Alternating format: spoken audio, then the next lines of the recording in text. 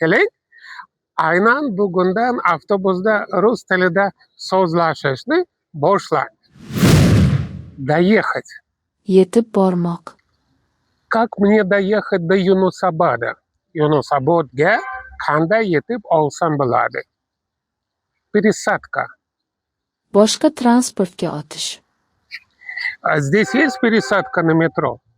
Bu yerda metroga пересадка bormi? Следующая. Keyingi. Какая следующая остановка? Keyingi bekat qaysi? Выходить, выйти. Tushmoq. Вы выходите на следующий. Keyingi bekatda tushasizmi? Передать. Uzatib yubormoq. Передайте, пожалуйста, за проезд. Iltimos, yo'l haqi uchun uzatib yuboring.